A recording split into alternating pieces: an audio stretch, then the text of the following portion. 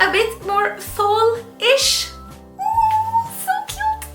And yeah, I think it's this last week. I think it was last week I was asked on social media if I could talk about my musical education, and I thought that was a great question, so that's what we're going to talk about this week, and yeah, let's just get rolling. So, I started playing guitar when I was 13 years old, and the first year of playing was sort of this getting to know how the guitar works and getting to learn how to tune the guitar, which took me forever, and sort of exploring different guitar picks and different sort of ways of learning songs. I tried listening to them, and I tried guitar tabs, and I tried guitar chords, and I found that I worked better with the numbers than with the sort of letters in the guitar chords, so I stuck with guitar tabs, and as I said, the first year was sort of slow. I learned some guitar chords like the C major and the D major and G and E and all those basic ones, the open chords. And in the summer of my first year of playing, I started in the January, February sort of time, and in the summer I met my first really big challenge. I wanted to learn the House of the Rising Sun, which had an F major. F major was the first bar chord, is that what it's called? Bar chord?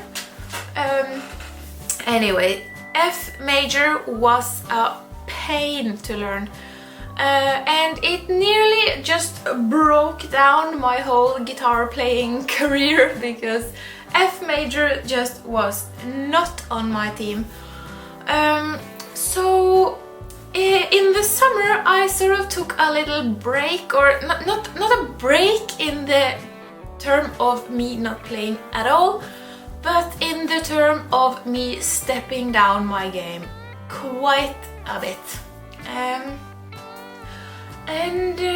I remember later that year, probably in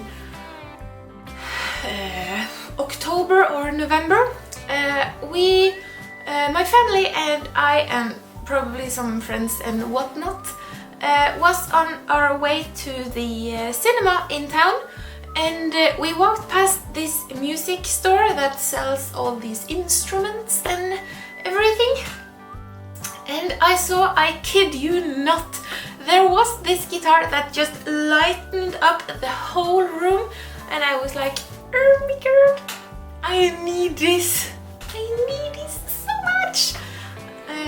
And that was an Epiphone SG, and I asked my mom if I could have that for Christmas, if I bought sort of half of the guitar and my family bought half of the guitar, and there was sort of this maybe, we'll see, and the uncertainty, I don't know, the uncertainty, let's go with that, was just killing me.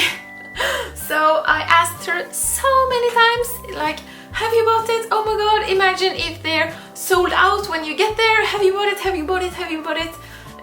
So she was like, you need to calm down. I have already bought it, so just calm down and we'll figure this out.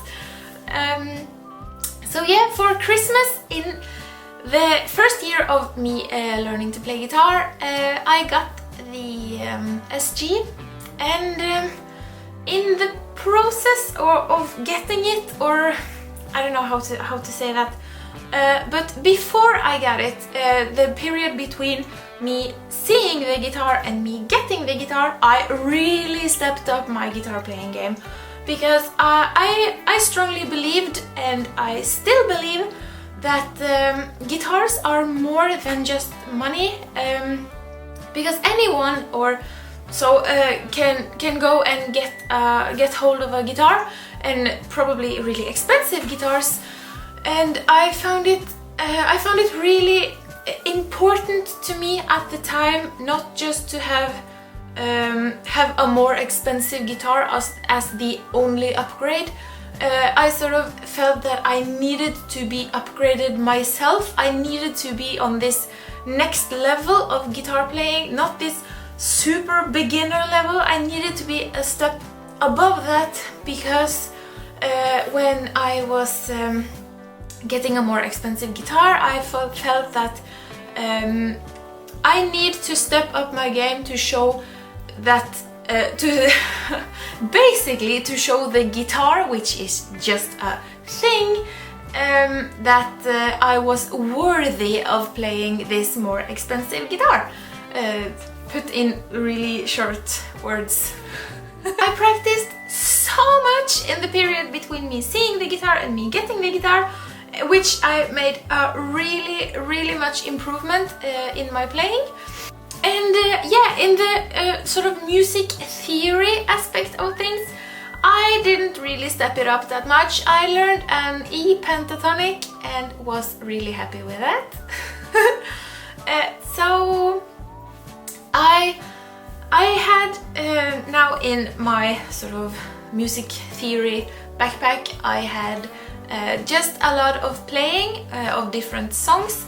I knew that the guitar was in standard tuning and half a step down, because I played really much Guns N' Roses in the first 2 or 3 years. I played a lot of Guns N' Roses. So I was familiar with 2 tunings. I had a lot of playing, but I didn't really know that many chords, or really did not know much of scales. As I learned a lot of Guns N' Roses, I became more familiar with the sort of E minor, major, blues, pentatonic, also E scales in different shapes. But I didn't know that, oh, this is a root note, and this is a third, and this is a sixth, and all that fun jazz. So when I was 16, I was on an audition for a music high school, and probably a week before the audition, I started learning a C major scale, because I assumed that they would ask me to play a scale, and I would just go in there and be like, yeah, I know a C major scale, so how about that? So I learned the C major scale, and I was so nervous at the audition, I nearly dropped my guitar. And I played the C major scale when they asked me to play a scale, which I miraculously just pulled off. It was not because I knew how to play the scale. I guessed the 4 last notes in an 8-note scale. I guessed. So luckily I hit the right ones, and so I played the audition and I got into the music school, even though I couldn't answer pretty much any of the theoretical questions. They were like, can you clap this rhythm, and can you identify these notes? And I identified some notes in the, I'm not sure what you call it, treble clef. I'll post a picture of it right. So we're talking about the same thing. I identified some notes with a lot of struggling in that clef, and when it got to the bass clef, I have no idea what you call it. When it got to this weird right here, I was just like, what in the world is that? I had never seen it before. I couldn't even tell if that was a joke. I was just really not getting it.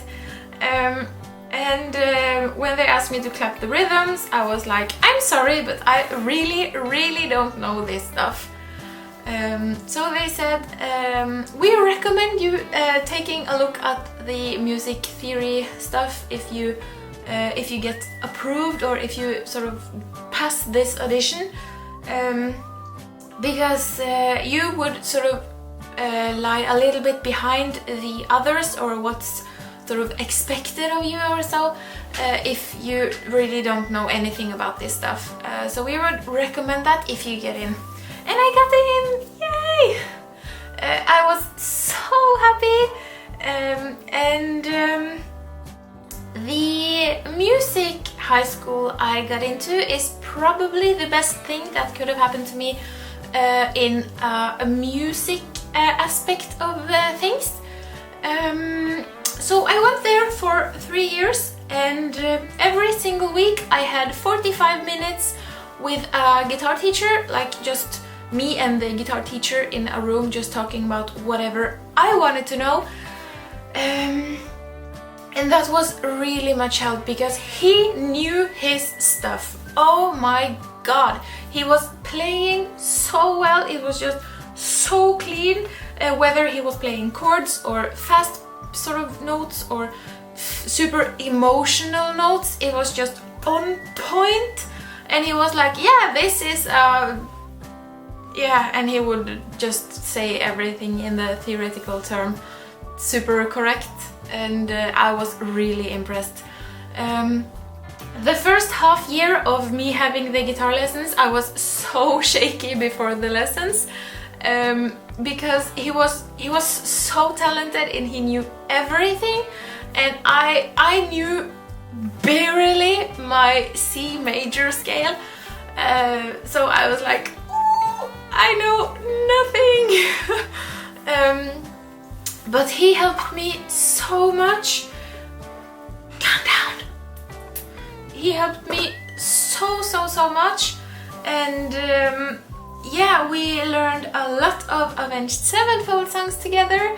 And even though he was really into jazz and such, I was like, I need to learn Avenged Sevenfold. You just have to know that I need to learn Avenged Sevenfold.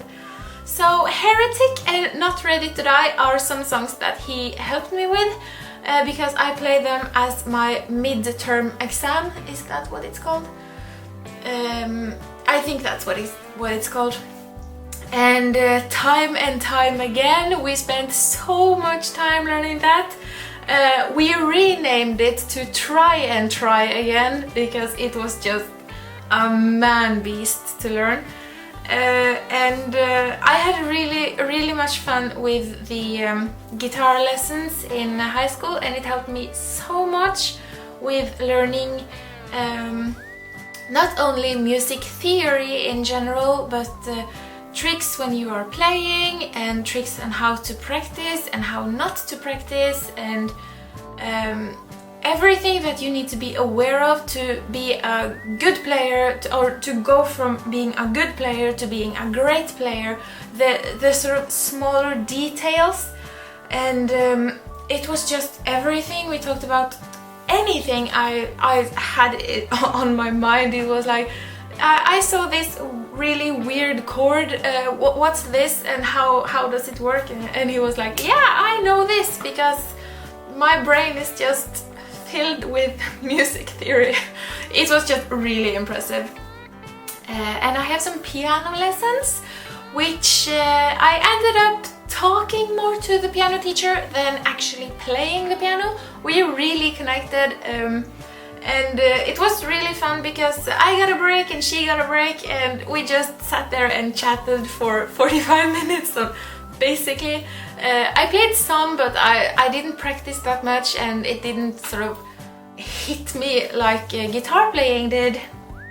So I should have more piano experience or piano knowledge than I have. I'm really good on music theory with piano, because all the other music theory lessons were learned by having the example on a piano, because it's so laid out. It's just this one board of low notes and high notes, while the guitar is sort of octave, God, it's sort of split into different octaves, so you can find a note multiple places, which you can't on a piano. There you have a low C and you have a high C, and on the guitar you have a low C pretty much multiple places, so it was easier for them to teach music theory to everybody, regardless of which instrument they're all playing or singing or so. It was easier to learn it by using the piano, so piano theory I am familiar with, yeah. So I went on the music high school for 3 years, and I learned so much, and we played live, and we played in bands, and we played sort of, we played any way that it's possible to play, and we made songs, and we covered songs, and it was just everything that I hoped it would be. And it was highs and lows, just like any other high school, but I find it really special to have gone to an artistic sort of high school, because I find art and sort of human development through making and experiencing others' art or music or literature. Whoa. I find it really basic as a human almost need, and I think it's really important with art and culture and everything that sort of is together with the music and literature and paintings. It's not called paintings, it's just art. I can hear that that's a really not English word, English way of saying art, but I have no other way of saying it. Art. So after high school I sort of got on my own again. I went back to playing mostly in my room, but I got some really lovely experiences playing live. And I played some concerts live in high school, but that was sort of a school related, where they chose the songs and I wasn't necessarily really into the songs. So after high school I got to play live some different places, and that there's nothing to be compared to playing live. If you're on a level where you feel like you want to be in a band and you want to play live, you need to just go for it. You have my full support of playing live pretty much any level you're at, because it's just such a special experience, and I really want to play live again, and I'm working on getting to play live again. And yeah, now it's after high school and I'm on my own, learning the music theory sort of on my own again, and exploring guitar playing as the work of art that I think it is. And as I said in the previous week, I think, maybe, I feel that guitar playing is an endless field of knowledge, and sometimes it actually, quite honestly, can be a little bit frustrating when you are learning guitar or music theory on your own, because if you get stuck, you get super stuck. But now, as I have some more knowledge and some more experience with music and music theory, there's not this big wave that comes at you if you dare to go on the internet looking for music theory lessons, which was in the start of me playing, because then I just, whoa, I don't know any of this, and I don't want to read up on 10,000 articles about the music theory. But now that I sort of know what I'm looking for, and I know when I get stuck, I know what the problem is, I feel a lot more comfortable being by myself learning music theory. And yeah, so that's it. I have been playing guitar for 8 years now, and 3 of them have been with a lot of great help, and 5 of them have been on my own. So yeah, that's my music education story time. I don't know. But yeah, if you have any questions, or if I have mentioned anything in this video that you want me to talk more about, just give me a I want to say holler, but I'm not sure if that's a word. A hoot and a holler? Is that a thing? A hoot and a holler? Anyways, just let me know. As easy as that.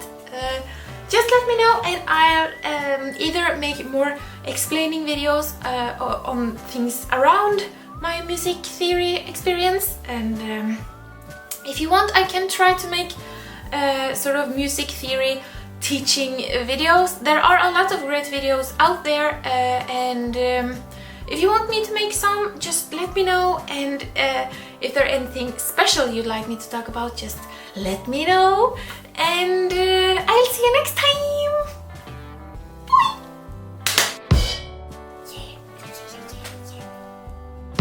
So, yeah. Talking so much. So, I started playing guitar when I was 13 years old, and I think that was in 2007.